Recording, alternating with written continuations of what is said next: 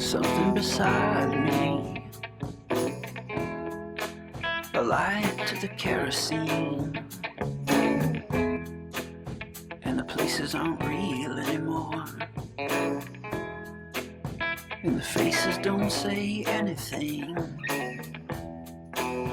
in the silent light of the mind-blown sphere. It's a game, Devil's Chess Club. Devil's Chess Club.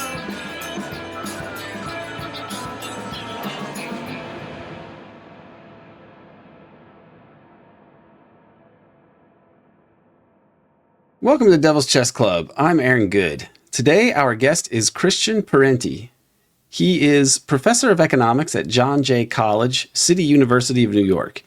His academic work focuses on American economic history, environmental history, and the history of capitalism, climate change, and sustainable energy, as well as war, policing, and political violence. His most recent book is Radical Hamilton: Economic Lessons from a Misunderstood Founder. Today's discussion centers around three of his more recent articles: The Cargo Cult of Woke, How the Organized Left Got COVID Wrong, Learned to Love Lockdowns, and Lost Its Mind, An Autopsy, and most recently, The Left-Wing Origins of Deep State Theory, which includes a good summary of my own dissertation and book, American Exception, Empire, and the Deep State. Our discussion today looks at the subjects of these three articles as a way to address the crucial question: what is wrong with the so-called left in the U.S.? Devil's Chess Club is part of the American Exception podcast. Today's episode is free, but if you appreciate serious, deep political research and analysis, consider subscribing to the American Exception podcast on Patreon. We have over 200 episodes and counting. We just posted a lengthy review of Earl Morris's so-called adaptation for Netflix of Tom O'Neill's excellent book, Chaos, on the Manson case. A recent series deals with how the CIA's MK Ultra program essentially neutralized Jack Ruby. The related and ongoing Gray Alliance series explores the role of the CIA, Mossad, and the Lansky Teamster National Crime Syndicate in the deep political history of the U.S. empire, including the JFK assassination and Watergate. The CIA partnered with the Lansky Teamster Syndicate to direct and profit from the international drug traffic. Lansky and Hoffa both also had deep ties to Mossad. This evolving but constant relationship between the U.S. national security state and the international drug traffic is perhaps the longest-running clandestine scandal of U.S. imperialism since the end of World War II. I believe that it played a decisive role in the cover-ups of both the JFK assassination and Watergate. The URL is patreon.com/American Exception. Subscribe if you can, and either way, please kindly like this video and subscribe to this American Exception channel.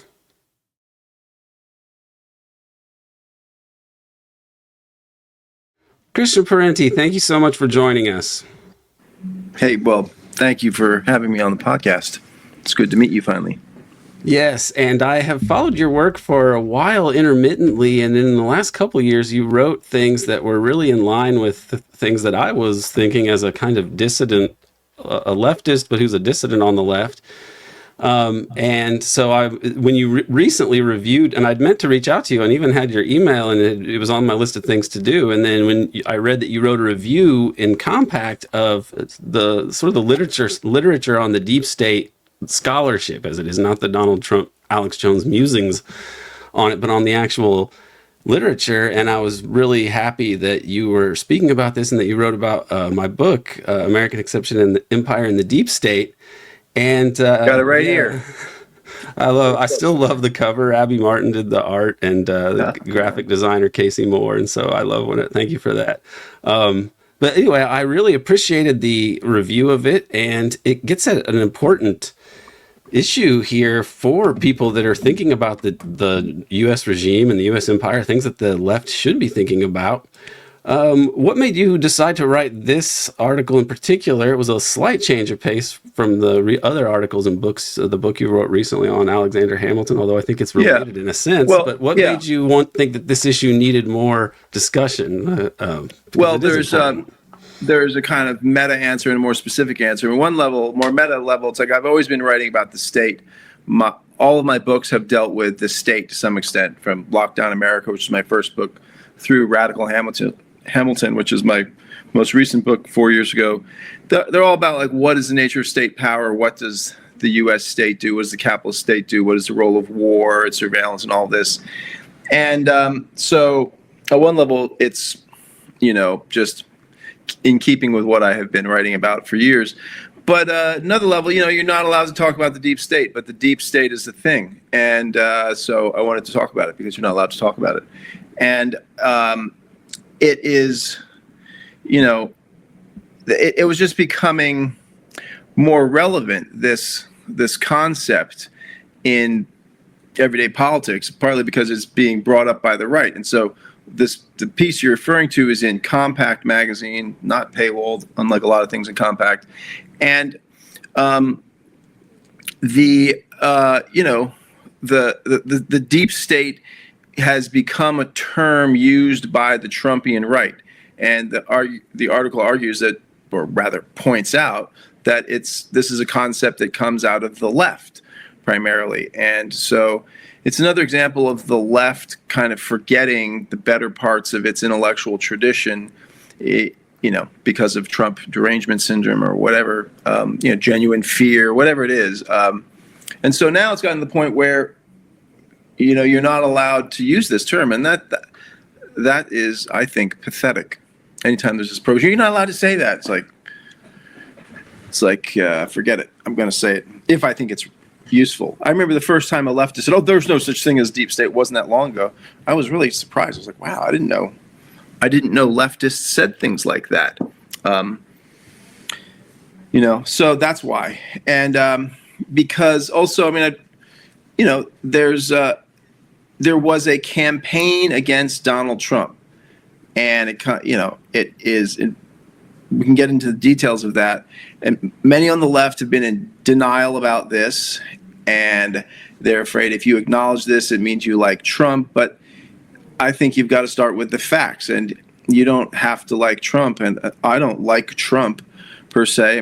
I like that he's trying to end the war in Ukraine, but it's an important part of recent politics that there was this concerted and increasingly well-documented, secret, in many cases illegal campaign to interfere in our own elections, i.e. to stop Donald Trump. Now, if you think he's such a threat that that's worth doing, okay, let's have that conversation. But the left's position was, no, there wasn't. It's like, yeah, but there was, And it starts with the Clinton campaign creating the Steele dossier that seems like former British intelligence clearly produces this dossier. It seems like real, actual, active British intelligence was probably involved in producing it. The FBI gets hold of this stuff, realizes this is not true. These claims in the Steele dossier are false. There's not that much we can do with it. So then they start leaking it, and then they use the rumors that their own leaks produce to request Foreign Intelligence Surveillance Act warrants so as to open surveillance on the Trump campaign, the first Trump campaign. And right. They lied. Very similar, by the way, very similar to Nixon's Watergate sins that led to him being, kicked out of office when you get down to it. Yes. Yep.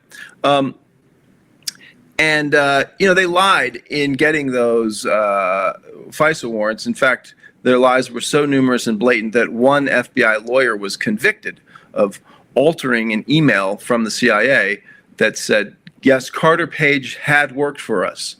And this lawyer changed it to say, no, Carter Page did not work for us. So changes the meaning of it, makes it more incriminating.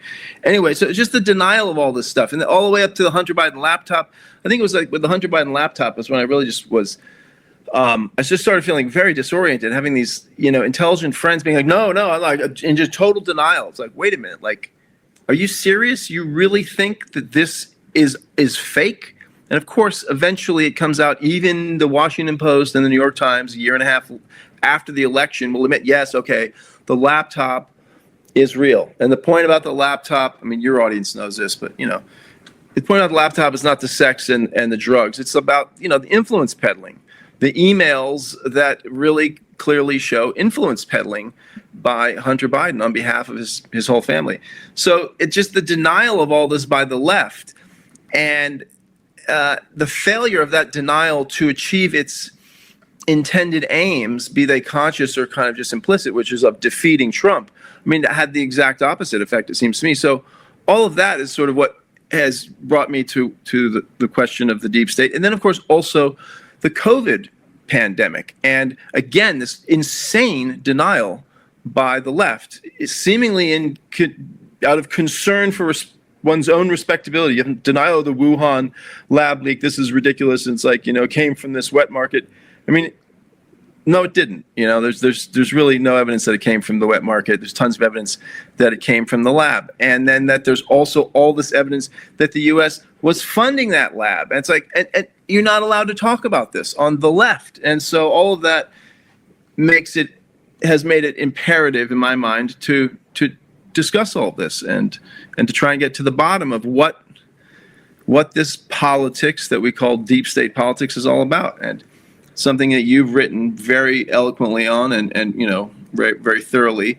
And I mean, I think it's of immediate importance to us politically at this moment. And it also gets at a very central issue in our politics, which is, what is the nature of power? What is the nature of the state? State theory, left state theory, Marxist state theory in the West, in English at least, has really stalled out since the late 70s. There really hasn't been much of it that's been very useful. And finally, amidst all of this, Trump and COVID, it occurred to me that's like part of it has to do with the inability of left scholars to confront the facts that point to the deep state, the stuff that you and Peter Dale Scott and others have been writing about, this term which comes from Turkish, which describes these networks, secret networks within the state, within its military intelligence and bureaucratic apparatuses that connect with the elites, elements, not all the elites, but elements of the private sector elites and elements of the criminal underworld, right? And this is this term comes from Turkish, in which these Kemalist networks felt that it was their right to defend the republic against both the radical secular Marxist left and the religious right. That if necessary, if the unfolding of Turkish, if the natural working of Turkish democracy were to empower either or both of these political formations too much, it was the duty of these secret networks to act against the Constitution in secrecy, against the will of the voters, to preserve their version of the Turkish Republic, right?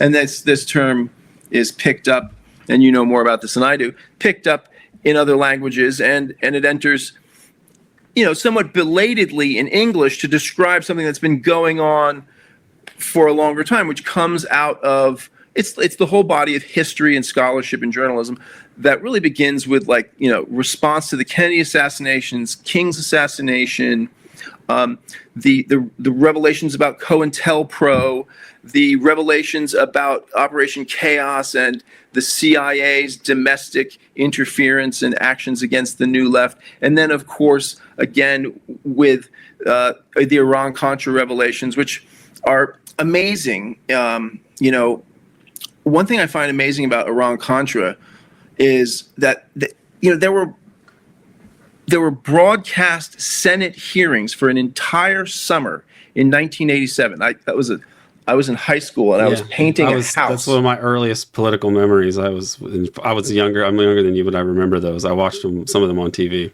Yeah. I was painting a house in Cambridge, Massachusetts, and we just had these hearings on all the time. And then the way that people forgot it, in the 90s, when Gary Webb basically retold that story with the addition of this central character, Freeway Ricky Ross, who Webb may have sort of overstated Ross's importance in the creation of crack cocaine, but he was a very important player in Southern California drug markets. But the way that everyone reacted to that version, that telling of the story, as if there hadn't already been from the U.S. Senate a complete, documentation more or less of much of this. That always like stuck with me. It was like, wow, that people have, how could people forget that, So, all of that scholarship about these events is building a body of work that then only more recently has been started to, has taken on the name of kind of like the deep state, right? All this study of covert action, of assassinations, of sort of, of trying to understand the secret and illegal exercise of power within American democracy. So the scholarship, the literature around that is older than the English use of the term deep state. Right. I think it's Peter Dale Scott's Deep Politics and the Death of JFK comes out, and he calls it, he uses the term deep political system, and this is 1993, but it really is based on his like decades of research into the Kennedy assassination. And by using the Kennedy assassination, he points to a whole different regime, really. He's not writing so much in the political science tradition, even though he does have a PhD in political science, but he's writing about how we have our constitutional system, but then there's a separate, but in tandem, working with real power relations, and that can override constitutional governance at times. And then this later gets taken. Then the Turkish deep state comes along in the late 90s because it gets exposed essentially, and so this term is used. But it really is quite similar to Peter. And then the first person to write about it in English is Peter's friend and my friend Ola Tenander, who's Swedish. And he writes about it in NATO. Mm-hmm. And this gets to the kicker here about the Turkish deep state issue is that ultimately the Turkish deep state was really a subsidiary of the U.S., of NATO, basically. It was set up, the issue was Turkey remaining on side. The key issue was Turkey remaining on side in the Cold War.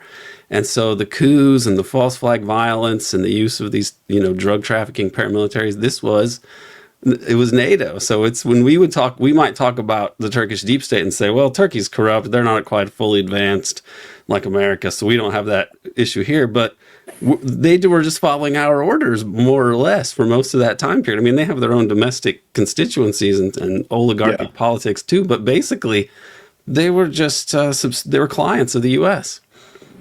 Working in collaboration with the U.S. Yeah, I mean, client states always. I think sometimes from the U.S. the U.S. role in the imperium client state relationship can look all determining, but actually, the client states always have power, and that feedback loop is it goes both ways. But that's a technical point. That's not a moral point. But I mean, I think the essence of what you're saying is that this has always been okay with the U.S. intelligence apparatus, absolutely. And the U.S. intelligence apparatus has, fomented coups again and again, and election interference, and tried to manage the course of political evolution and politics in very, one state after another across not just the global South, but across the world. So that's why I want to talk about it. And with Iran-Contra, you have this is where I would just echo what you're saying, that the left doesn't have a good conception of the state, because if you're a strict Western Marxist, you'll say, well, the state is the dictatorship of the bourgeoisie. But if that were really the case, you wouldn't have things like Iran-Contra, Watergate, the Kennedy assassination, if we don't believe that it was done by a communist on the 6th floor somewhere. There are politics at that level, and that is where, and they're very important. The left can't deal with that. Yeah. And why the left can't deal with it is an interesting question. It's a question I think I'm finally becoming less concerned with and less interested in, because I realize the left is just a professional managerial class political subculture. It's not a working class movement, and it's hostage to its own concerns about respectability and access to the universities, the editorial pages, the foundation funding flow, etc., and to the dinner parties and to each other. And so there's this very, petty bourgeois kind of policing. And I think it also has something to do with the nature of the work itself, that, when you're engaged in the professions like law and academia and journalism. Your standing within the social network is more important than your skill.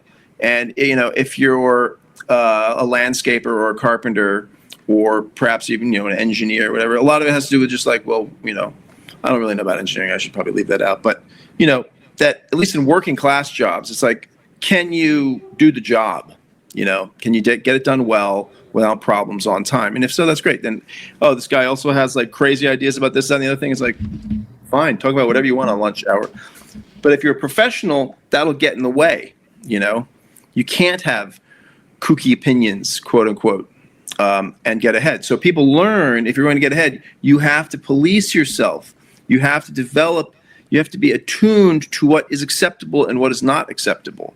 And if you don't do that, you will damage your professional advancement. And so that ethos is what governs the left. And so the left will never, in its current form, deal with these questions. And these are actually important questions. They're not the only questions. They're not the key questions. All sorts of other questions, but they're very important. Like, what is the nature of political power? And so what are we to make of the fact that there's this overwhelming evidence that these deep state networks, the CIA, at the heart of it, seems to have assassinated a president, Kennedy, who was definitely turning away from war, who had a secret channel open to Fidel Castro, who was exchanging secret letters with Khrushchev, wanting to end the Cold War, and that all of this is brought to an end with his assassination. We're not supposed to discuss the larger meaning of that. I mean, what does that mean about our democracy, right? And so, yeah. One week after the assassination, RFK and Jackie Kennedy sent a messenger to Moscow to say, "We know that you didn't kill Jack Kennedy. He was killed by domestic right-wing foes. But the new president will not be a partner for peace. You will have to wait until Bobby Kennedy can get into office to resume this quest, to resume Jack's work, because LBJ is too close to big business."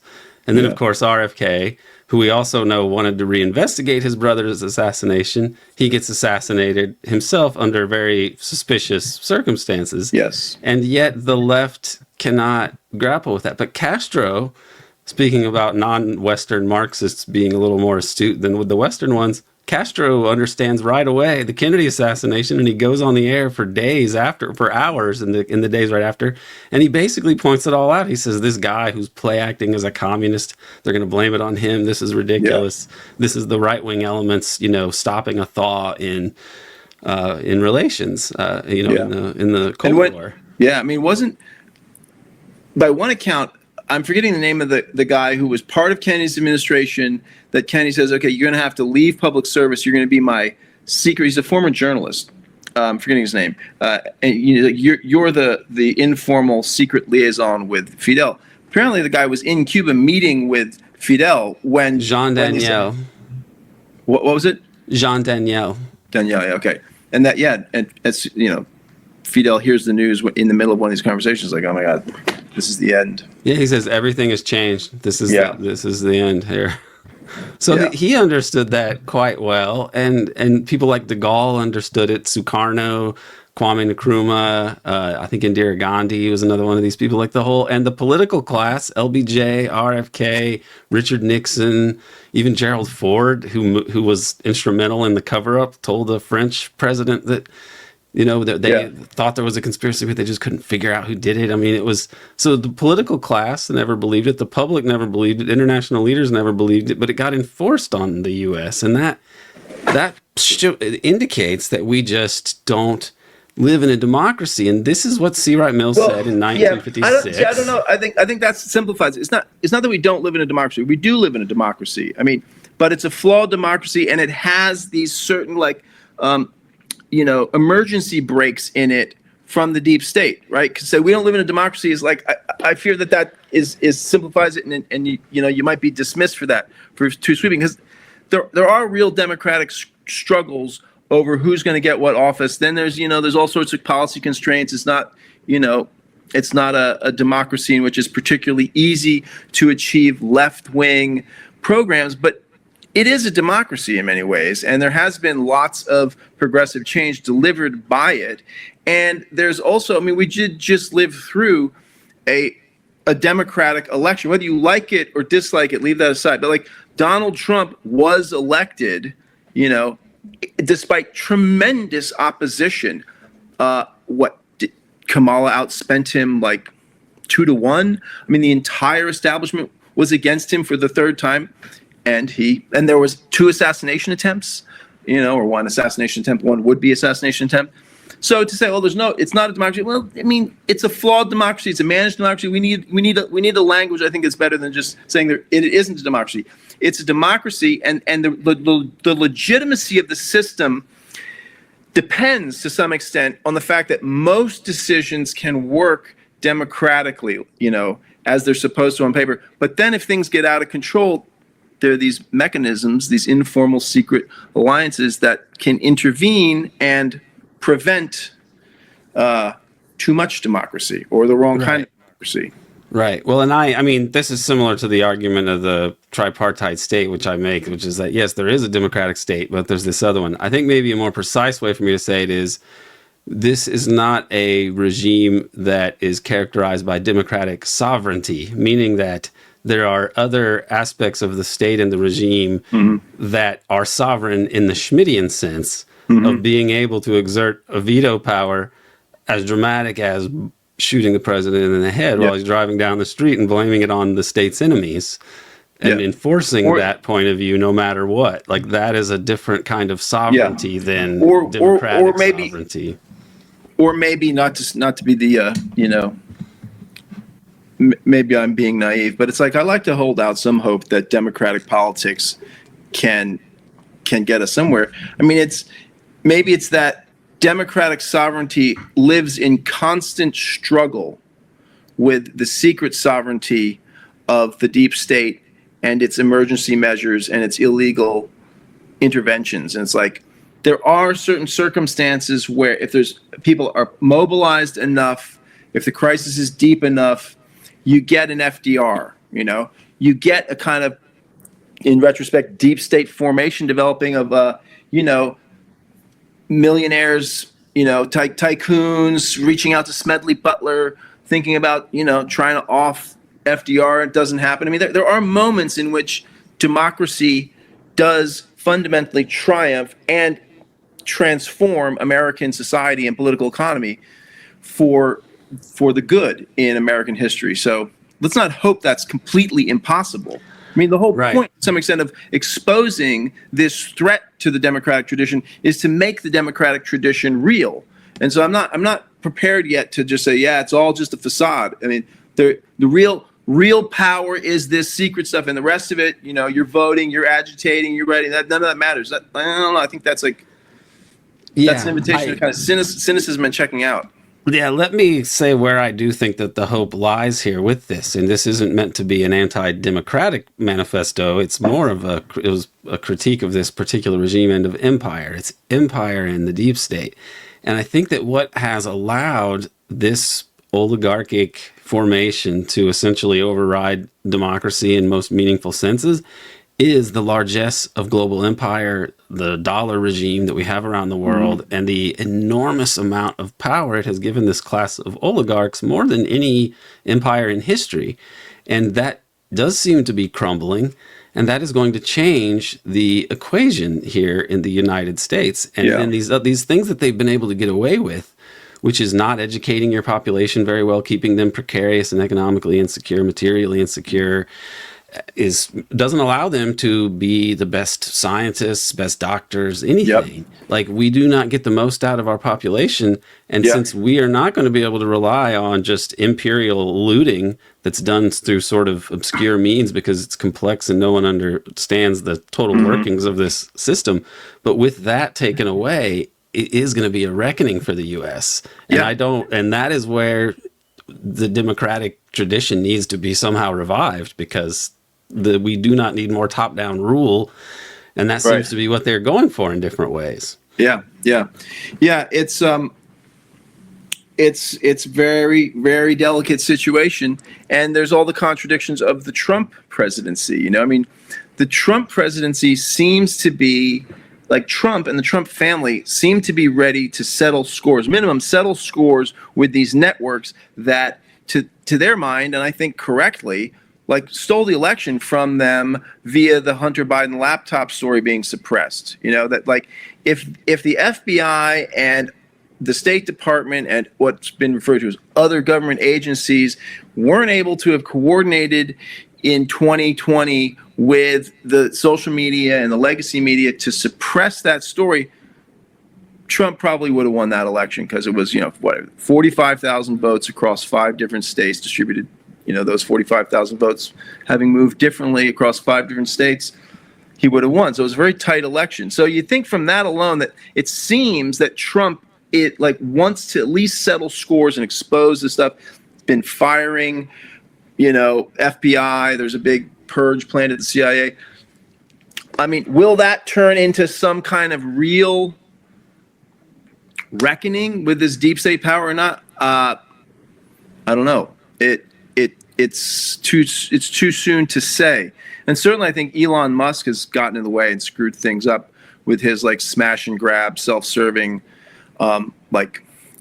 just basically trying to loot, just wanting to turn the government into an app that he owns and wanting to get contracts to subsidize his companies. But I mean, there's potential in this moment to really roll back these secret power formations. And I think the way to do that, and I argue this in the article, is that there has to be widespread exposure. There has to be mass disclosure that, the people have to be involved in this. It can't be some sort of secret surgery against what's the insiders consider to be the dirty politicized elements. There's got to be a mass disgorging of the files on this tradition of the deep state, of this, secret and illegal operations. And people, the populace have to have a national conversation about this.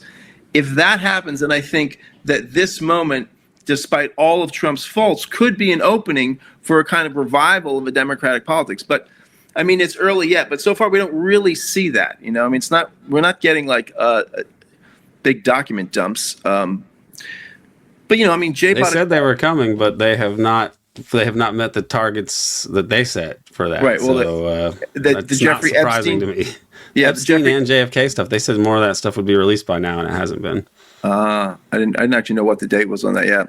Yeah, so it's not looking good, is it? That's too bad. Yeah, I mean, the Epstein stuff was really they're not prepared to disclose that.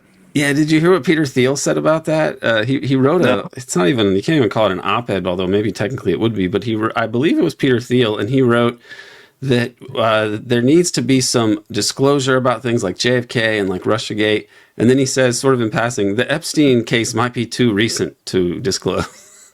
So it's he acknowledges that.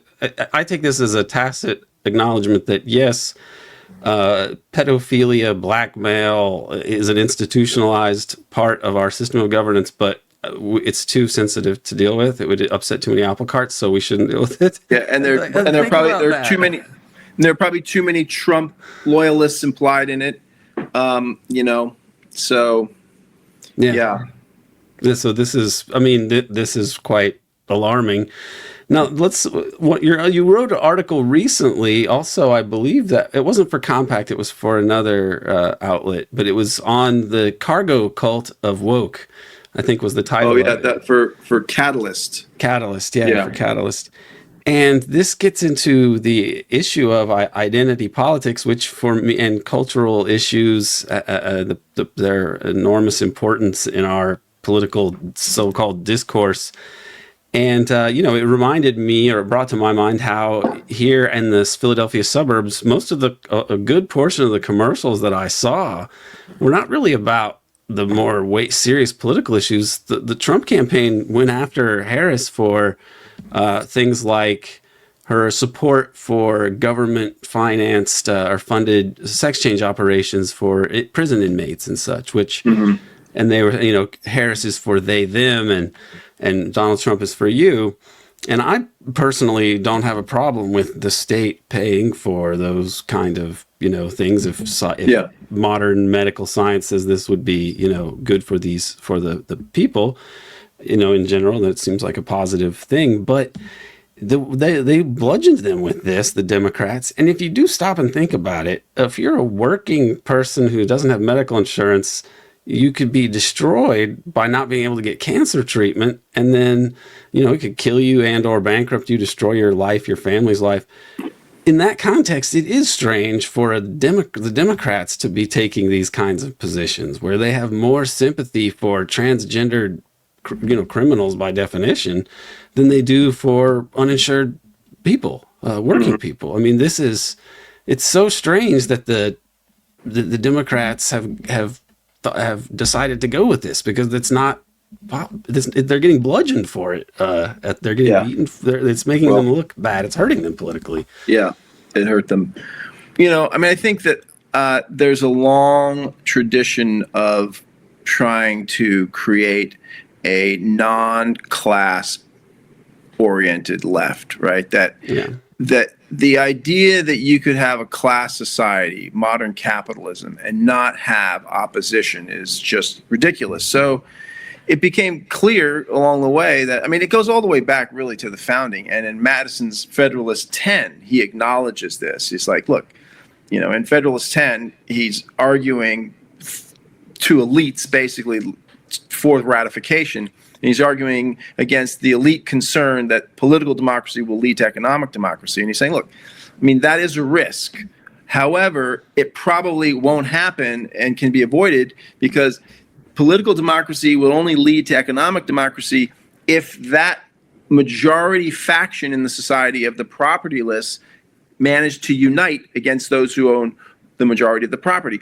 But that's unlikely because there's so many other sources of faction, division. This is the operative term in that essay, is faction, right? Faction arises naturally among people, and also faction can be encouraged. And so that you basically have to lean into faction and then just, trust that the majority of the propertyless will never be able to get together because they'll have regional differences, religious differences, ethnic differences, whatever. And so that right there is a kind of, an acknowledgement, like there's always going to be opposition. You're never going to get beyond opposition in a class society, so you have to manage it. This is a chronic condition for elites, and got to manage it. And then you follow that through. This is, I'm still looking for a home for this. I've been talked about this second half of this article for way too long. The article got too long, and I've also gotten kind of sick of it. I'm just like giving up on the left getting over this stuff. So, but somewhere I'll find a home for this. In the second part of that article, I get into a more detailed history of this, managing the left, as it were. And one place to start is in the wake of World War II in Europe, where the American occupying forces realized that, like, they've got this very strong European left. They cannot crush it. The CIA, OSS, then CIA, and in between the OCP, Office of Coordination and Plans, where now the State Department OPC, then becomes part of the CIA. They're doing their best to steal elections from the Communist Party, intimidate and beat up, steal elections in Italy from the Communist Party, and terrorize the Communist Party in France. But they realize there's no way you can just undo this European left. There's no way you can crush this European left. You're going to have to live with it. And so they start to cultivate a non-communist left and a compatible left, as Cord Meyer put it, right? Cord Meyer, whose wife, Mary Pynchon Meyer, is banging JFK, and it definitely smokes weed with him and may have done acid with him. And Cord Meyer is then head of operations when Kennedy gets whacked. I don't know. That's Mary's Mosaic. I think that's one of the best books. At least it's a lot of fun, that thesis. I buy it though. Anyway, but I digress. So so coming out of the European theater late 40s, they realized, okay, we're going to have to accept that there's a left and try and nudge it in an anti-communist direction. And that happens. And then shortly thereafter, there is a growing connection between the intelligence services, particularly the CIA, and the foundation, the philanthropic foundations. That comes from both ways. Some of these foundations reach out to the CIA, and the CIA is also trying to, in its influence campaign, to kind of nudge the European left away from the Soviet Union, is running money through foundations. And then you have Taft-Hartley comes along around the same time, and that makes it illegal for communists and Marxists and socialists to be officers in trade unions. That's then overthrown a couple years later. But and that attacks, it breaks. Taft-Hartley breaks solidarity by preventing the practice of solidarity among trade unions. So there's no sympathy strikes, no sympathy boycotts, all this sort of stuff. Very important in taking what is a developing class consciousness among unionized American workers and just turning it into a kind of guild consciousness, a union consciousness, where it's like, we get ours and that's all that matters. We're not concerned about our class in general. We're concerned about like our union, our work unit. That's it, right? And all along the connection with the foundations growing, and then you see this really blossom in the mid '60s when McGeorge Bundy moves from the National Security Council, or from a National Security Advisor position, to head of the Ford Foundation. And they just start funding identity politics in the face of this growing militant, radical politics coming up from, the civil rights movement has been victorious in ending de jure segregation, and there's a whole new kind of politics developing. And so Ford funds massively basically the proliferation of identity politics. And it's all about taking these radicals who are dealing with race and class and just encouraging them to foreground race, reduce everything to race. And that's very effective. At the same time, you have naturally occurring and independently this kind of psychological turn within American culture. The proliferation of psychology as a discipline is sort of deinstitutionalized, and it goes from focusing primarily within institutions on the question of severe mental illness out into the community more broadly, and now is concerned with addressing unhappiness and malaise in general. And then that infuses the new left with this psychological sensibility that is hugely important, central to what woke politics are. So woke politics, I argued in that first essay for Catalyst, is not just identity politics. It says much also about this like psychological positing of politics. And and all the way along, there's the repression of leaders who have a class analysis. And, those who, King is assassinated, not coincidentally, when he's really becoming explicit with his class analysis and organizing the Poor People's March on DC, and he goes down to Memphis to support the sanitation workers strike, right? Yeah, and the Poor People's March was RFK's idea, if you can believe that. He told them, take them down there, take them to Washington, and then they got back to King, and then that's what he did. And King had the evil triplets, and then RFK had a three-pronged campaign basically against poverty, against racial injustice, and war. So they were on the same page, and then they die within a couple months of each other. Yeah, 68, crazy year. So and all of that, with foundation funding increasingly professionalized, also the war on poverty, funding these block grants, turning community organizations into nonprofits. So, like San Francisco, where I used to live, was a sort of hotbed of this. There's all these community groups emerging around housing and other things, and they all pretty much, if those that survive, end up as not-for-profit, organizations with a professional staff. And that comes out of the war on poverty. And once that ends, it's like it's the private foundations that pick up most of the funding. And so, all of this has created this left in which it is a kind of, foundation-funded, nonprofit, organized project in which these professional activists from the professional managerial class, or if they're not from it, then they become part of it when they become these executive directors of these tiny nonprofits. This is the material basis of this ideology that is wokeness. And wokeness is the reduction of politics to a kind of etiquette, a kind of psychological etiquette and an identity politics psychobabble. And I mean, and that's where we are. And it's very debilitating, I think. And then the Obama administration embraces a lot of this.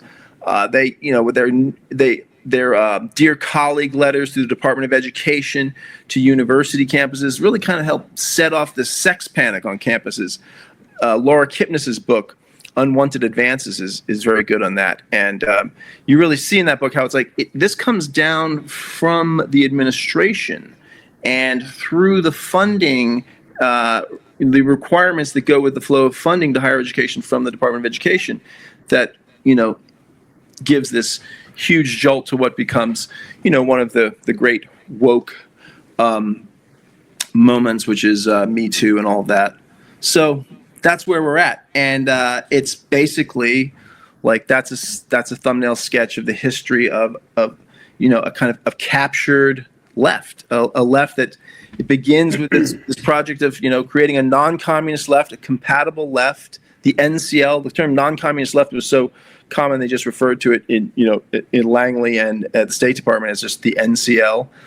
And it's like this has been a decades long, 2-generation long project in creating a left that is compatible with the system, that's tolerable. And in fact, it's even gotten to the point with COVID where you realize like the left actually becomes useful to the system. And I mean, the role of the left during COVID was, I think, shameful and horrendous in pushing for lockdowns and vaccine mandates and censorship. And so that's where we're at. Yeah, I want to talk about COVID in just a second, but I would also want to mention that I think that some of this turn in towards the psychologizing and the sort of individualistic focus in the 70s of aspects of the left was more engineered. The counterculture itself, and Tim O'Leary designed a personality test for the CIA that was used for a long time. People around him suspected that he was some sort of asset of the CIA. And there's this. I saw a clip of him in a pretty weak BBC documentary, but it had a clip of him saying, "Don't worry about politics. Politics is an old man's game for old impotent white men. The real future is in your mind and unlocking your own potential. That's where the real action is, right?" Yeah. And I was like, well, the new left, as the anti-war left, inspired by C. Wright Mills and people like Carl Oglesby and Tom Hayden, they were actually pretty anti-establishment in the way that wasn't compatible with today's liberalism. And the counterculture kind of, eclipses them in certain ways. And who had all the LSD at the time? It was, right. The CIA, Eli Lilly was synthesizing it, and they put it. You have Manson derives from that culture, and it scares the shit out of Middle America. And on the one hand, it makes the left scary to people. Yeah.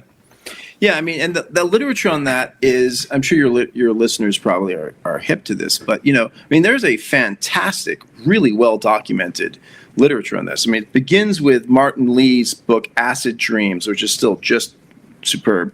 And then, Stephen Kinzer's Poisoner in Chief about Gottlieb, Sidney Gottlieb, who is the CIA's chief chemist and getting into MK Ultra. I mean, it's the history, the facts of the history aren't disputed. And the history itself is astounding. It is unbelievable, the kinds of horrible things that the CIA did. And also the importance of those things, precisely as you're pointing out, Aaron, in terms of like that this is a kind of nudging and a corrupting of the left. And it's like the CIA are the ones who are, they're the Johnny Appleseed of LSD.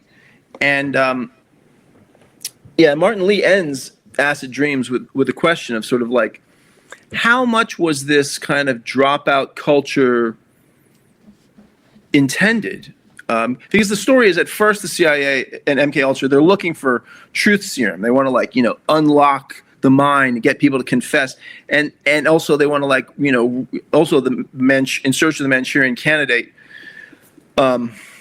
by Marchetti and I forget the other author's name. Like Marx. Yes, from late 70s. That's really, really important and classic. It's like Marks, I think is the guy's name. John Marx. If memory serves. Yeah. They want to like tear down and then rebuild the psyche, and they realize, well, you can't rebuild it. You can tear it down though. You can destroy people, but and so their quest for the truth serum and this ability to erase the mind and rebuild it doesn't work. But along the way, they discover other qualities to LSD, and they used it a lot. Gottlieb used it. What's his name?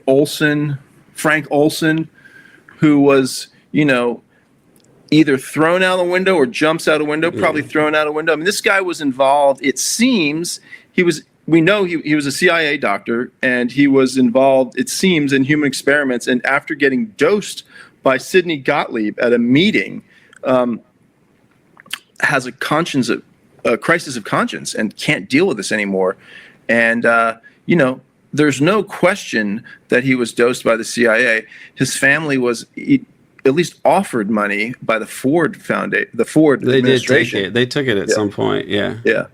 It's like this kind of stuff. So anyway, that literature is very important, and it's very interesting, and it's not like based on supposition. It's like well documented. Right. So people should read it. And so and these are the same people that end up, the same entity regime that we are, that did the Vietnam War, that doesn't give people health care, that kills so many people that way, structurally kills millions of people annually by stopping all poverty reduction programs that would be impactful.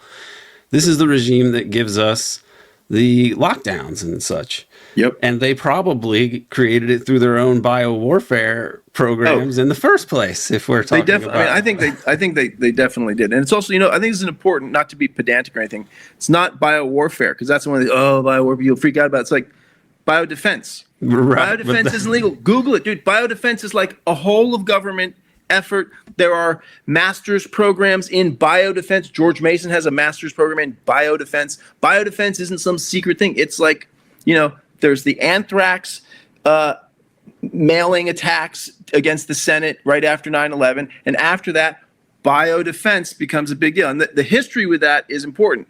And the anthrax attacks also came out of U.S. laboratories. It comes out of the anthrax, the type of anthrax traces back to Fort Detrick, Maryland. They try to pin it on a scientist from Fort Detrick, say, this is the guy who did this. The scientist says it wasn't me, and then he kills himself or is killed. Who knows, right?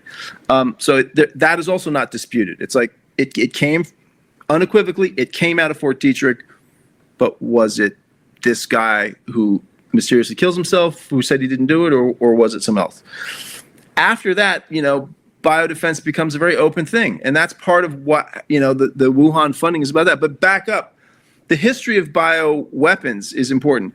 Nicholas Baker's book Baseless is really good on this. And there is, during World War II, the Japanese and the Nazis are pretty heavily invested in bio warfare. The U.S. less so. Atomic science is where we're throwing our money. After the war, many of these scientists from the Axis powers are brought into the U.S., and there's a bio warfare program, but it causes, there's a number of accidents, and by the time Nixon comes to office, there's significant opposition within the military about this. They're worried that the price point for this stuff is too cheap, and they're referring to bioweapons as the poor man's nuke. So there's actually an elite consensus that this stuff is not worth it. There's too much blowback. It's just too chaotic. We don't want this proliferating. So Nixon helps lead the way to an international treaty that's signed and ratified in, I think it's 72, that outlaws offensive bioweapons. And all the evidence suggests that the U.S.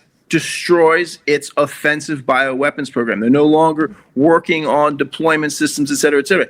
Within that treaty, there is a little loophole that allows for research in the name of biodefense.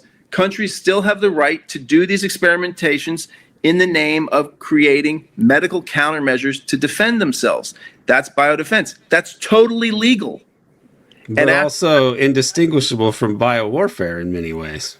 Yeah. Because how are you going to create a response to a bacteria-resistant, version of anthrax or something, unless you create the insane, deadly virus that you're going to hypothetically defend against? In its most important way, it's the exact same thing. But it's also, I think it's important to draw this distinction just so that to push back against this like dismissal, because it's one of the favorite of the liberals. Bioweapons, and it's like no, not bioweapons, biodefense, because you cannot dismiss that. It's like just go to Google and just put in biodefense. You're going to see it's not a weird secret thing. It's a huge reality, right? Yeah. Which involves creating extremely deadly novel pathogens. Right. Which is the most important part of bioweapons, right? And whether Which is or not the only thing we really worry about. We don't worry about their treatises on them or something like philosophically. It's they used to do crazy stuff like things that could kill us, or using them or testing them on people.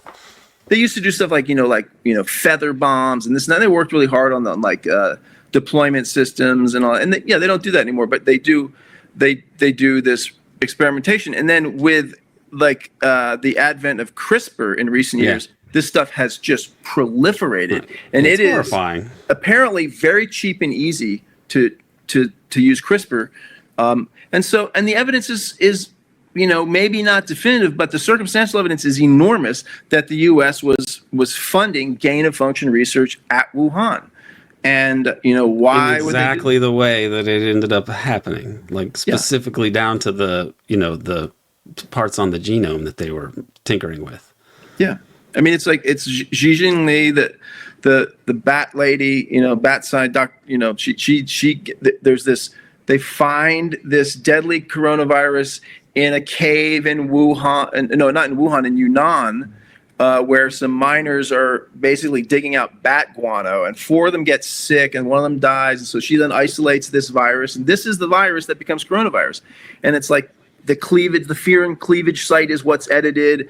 And, honest virologists at the time said statistically it's impossible that this coronavirus could be essentially like 98% identical to the Yunnan cave virus. And for this like one little change to have happened through natural selection, that through the evolution of the virus without other features of this virus changing, it's just statistically impossible. So it's like, it is gain of function. They were doing gain of function there, and the whole idea was that the U.S. wants to get up inside the Chinese biodefense, bioweapons scene. So CIA and others, DOD, fund Anthony Fauci's NIAID, who funds EcoHealth Alliance, a nonprofit in New York that funds the research at Wuhan. And they do, through this relationship, manage to get the entire library of viruses that the Chinese were working on. Why would the Chinese tolerate this? One theory is that they were eager to get proprietary technology from the Americans in the process. But I mean, that this evidence is well documented. I mean, among other places in Robert Kennedy's book, his some of it in the real Anthony Fauci, but also in the Wuhan cover-up, which is a fantastic book. Yeah, and then then it escapes from Wuhan, and or somehow it gets out, one way or the other. It's maybe it's released. It seems like, it had a lot of. I mean, it ends up basically getting rid of it is the final nail in the coffin of Bernie Sanders' presidential campaign. It destroys Trump's presidential campaign. It does destroy. It's true. It was an enormous shift of wealth to the oligarchs, like basically unprecedented in history. It also allows for more technocratic measures. I mean, there's plenty of motive for it to have been some kind of orchestrated event. Whether it really was, I cannot say. But once you study more the logic of these people, it becomes it's a hypothesis that still stands, and it's something. I mean, meanwhile, the supposedly revolutionary left can't even imagine that the regime would lie about whether it was lab or natural origins. So this is how far the left is. So, they're aggressively naive about some things like this. Yes. What do you think that is? Why do you think the left is so aggressively naive about this stuff? What is the hostility to basically all the kind of stuff that you work on? I believe that you can look at my own situation and see that you can figure it out because I have a podcast. There are no journals that really publish the thing, or conferences or foundations that would pay for the and you have work. And you have a PhD in political science, political yeah. science of all disciplines too, man. Right, which is, and also if you understand political science, the political economy of political science, and you understand that political science is the discipline that is supposed to understand political economy, and yet the output of political science does not describe politics very well at all, and the reason is because of the political economy of political science, something that political science should understand, but it doesn't. So if you can engineer and reproduce that sort of stupidity in a group of so-called scholars, I mean, if you said trust the science about political science, you'd probably be laughed off, wherever.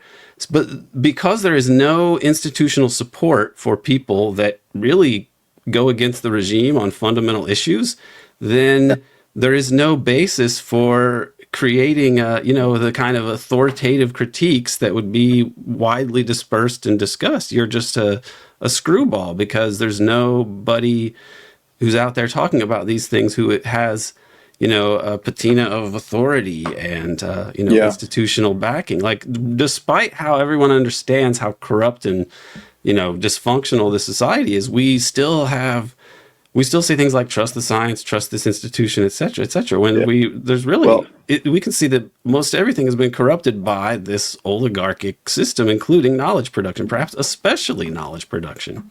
Yeah. It's pretty sad. But on the bright side, I feel like COVID did kind of disrupt that to some extent. And there's much more critique now than there was before COVID, don't you think? I mean, it doesn't have the institutional footing. I mean, academia is not opening up, but legacy media is collapsing, and you get this like proliferation of podcasts and Substack and all this. And that's not just, that's just as good as like, having a team of investigative journalists, with health insurance. Like, no, there's real kind of, capacity deterioration with the loss of legacy media. But there's also like an ideological liberation that comes with it. And there is a critique, a frisson of critique out there that I feel like is kind of new and very positive. Maybe I'm just grasping at straws. No, I agree, and I think that that's why I feel that it has been reward. I do wish I had time and money to be able to just devote myself to writing, because there are some things I would like to do and be able to present things that way. But I feel that to the extent that important democratic activity still exists in the U.S., the ability to talk about the undemocratic nature of the regime is as much democracy as we really have, and so. The fact that it is crumbling and that people don't respect authority because authority has been discredited. Look, wait. Don't be too simple. Look, it's a better. I'm oversimplifying it, but the main thing is this. The lack of legitimacy is leading to people being more open-minded, and the lack of legitimacy comes from so many failures across the board. Yeah. And and the fact that we do have fairly good like freedom of information laws and this sort of stuff. They're constantly breached, and it's getting raggedy and all that stuff. But I mean, it's kind of incredible the amount of information that has come out, right? I mean, like, we have the emails between the scientists who are freaking out about the Wuhan lab. Now, maybe that's because those leaks. I don't actually know how those were released, but maybe that was leaked by the CIA, and because the CIA actually lets the virus go, and they want to blame it on these scientists, and Fauci and Barrick and Peter Daszak all genuinely aren't in on a release, and so they're like genuinely panicked in those emails, like, whoa, is this like from the lab? And they're all kind of like, at first like, man, I think it really might be. And they're shitting their pants, right? And then it's like they get their marching orders. Fauci apparently at some point visits the CIA, and then it's like, nope, this is natural origin, and we're going to put the kibosh on any lab leak stuff. Peter Daszak organizes the Nature letter in the scientific flagship scientific journal Nature. 27 virologists sign on, basically saying you're racist if you say this was a lab leak. That's the subtext of what they say. Leftists quoted that to me, although that's been disproven that it was a lag leak because it was just like opinion piece by these scientists, which turns out to be claptrap. Dizak is the head of EcoHealth Alliance, is on the World Health Organization mission to Wuhan to investigate it. Their investigation is so flawed that the head of the World Health Organization says, well, we're going to have to do more investigation because this is just kind of, inadequate. But yeah, so I mean, the fact that we have all this stuff is important. And, I have heard, actually Malcolm Chayuna, I was exchanging emails with him. He's I think a great writer, and I think identifies as a Marxist, but he's been excommunicated from the left for heresy of some sort or another, and so he mostly writes in what would be considered, more right-wing publications. But he's working on something about Doge, and he was saying that Doge was sort of attacking, among other things, Freedom of Information Act, trying to prevent the disclosure of information because, his theory is that Elon wants to just get contracts for himself. So that makes perfect sense. Anyway, that article is in process, so I shouldn't be talking out of school. But I mean, we have to make sure that the mechanisms we have for disclosure are defended, and we've got to pressure Tulsi Gabbard, RFK, any potential point in the Trump administration, that they have to release this information that they have promised to release. If they don't, then it's just insider versus insider score settling, and we're right back where we were before. But I'm not sure that there won't be some progress. I mean, I'm hoping that, RFK will at least kind of open the files on just how out of control gain of function is. What the hell's going on with all these labs in Ukraine? There are tons of labs in Ukraine. Yeah. And they can be carrying out all sorts of things under the guise of biodefense. I mean, it's functionally biowarfare. I mean, yeah. So it should be alarming to people on the left who are supposed to be suspicious of corporate power, aware of regulatory capture, and have a suspicion of, an imperialist regime like the U.S. government, and yet it isn't there, and that is where we're at the moment. And I do feel like with the virus, with COVID, with the Skripal poisoning in Britain, the Epstein case, there's so many events in the last few decades that are, the murder of David Kelly or the so-called suicide of David Kelly. I mean, there are so many scandalous things where there's enough information out there. It should have been a huge story, but it just doesn't get, it just disappears. And that seems to be a characteristic of this regime. And it wasn't always as bad as this, even when the U.S. was doing nefarious things like Vietnam. I mean, Watergate was a huge scandal at the time when it leaked to the press for whatever reasons, which are also dubious. But the people were shocked about this, and it was a big deal. Now, the number of things that don't add up, obviously, and just disappear from the discussion are huge. And that's where I feel like this does point to a bigger legitimacy crisis. They can't really run it pretending to be this lawful democratic entity while doing all these things and then just somehow, wipe it away with clever cover stories. Too many things are blatantly don't add up. The anthrax letters, for example, if you want to go back to 9/11. And I mean, this is where you wonder that the bullshit is getting to be unsustainable, and that it's falling apart. Yeah. I think one of the best things about the kind of podcast ecosystem is that it is pushing back against the sense of respectability, the sense of decorum that that motivates so much self-censorship. Because I think what you're kind of getting at is that people are not willing to repeat these facts, that they can be presented and legitimized, but that people are increasingly inhibited from repeating them and analyzing them and having a public discussion about them. I suspect that social media plays a very negative role in that people are increasingly thinking in public, not in private, and so they can't fully develop arguments and ideas because they think out loud on the internet, and then there's who knows what, bots, their friends, all the above. Dude, man, don't say that. Like, what's the matter with you? And okay, I'm gonna stay away from that. Yeah, I knew that. I know there's no deep state. And you've got to be an odd person. You got to have some sort of masochistic egotism, maybe, or in some way, you have to have self-confidence, sort of and also not mind having to deal with so much bullshit. Yeah, and some sort of, I've noticed it's you have to have like a kind of a chip on your shoulder about giving in intellectually, or like being a coward.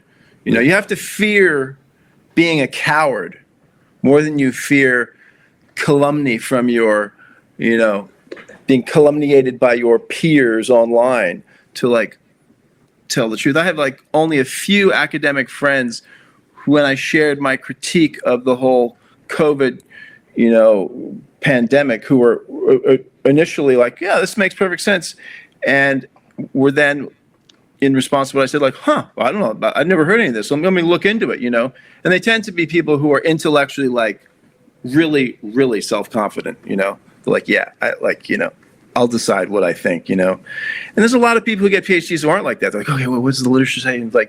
Fundamentally, who I guess have imposter syndrome. And then every now and then there are, these characters who are don't follow too close, you might slip on the ice. It's I'm an original thinker, watch me do it, And those kinds of people are rare, and they're the type who can be well, I used to think this, and then I read all this facts, and now I think something different, And I'm not afraid to read anything. I'm not afraid of any argument or any ideas. I have confidence in my ability to make sense of this and determine what the truth is. Most intellectuals, most academics, most journalists don't actually have that kind of confidence. What creates that? I don't know. Yeah, I agree. It takes a certain kind of thick-skinned, nature in a person, and then confidence in your own abilities, and then also a disgust, not liking this kind of PMC culture. Yeah, not really wanting to go to those cocktail parties, or having done it for a couple of years, and then you're wow, this is really boring, and these people are kind of they're not the people I want to be hanging out with, Yeah, absolutely. So we're about at the time limit I said we would stop at, and so I'm going to ask you this good standard question of, what do you think people should try to do given the immense challenges we face politically at this point in time? Well, that is a tough question. Well, I think people should defend Social Security. They should defend Medicaid. They should defend these entitlements. They should organize, and they should be as open as they can and honest with themselves in their intellectual critique and their intellectual exploration. And don't succumb to dismissal and ridicule online. Who cares? Get over it. Cultivate a sensibility where it's you don't want to be ashamed of yourself for folding if you really believe that, wait, this line of evidence seems to be leading somewhere. I'm going to follow the facts wherever they lead. And at a certain point, the gatekeepers of respectable opinion turn on me, yet the facts continue on. I'm going to follow them. I think people should just have faith in their abilities, their critical thinking and research abilities, and to cultivate those, and to be self-critical about, checking your sources and all that sort of stuff. Yeah, that's about all I can say. It's if there was some kind of clear game plan, I think things would be easier. It's I think that the problems that we face are very, very deep.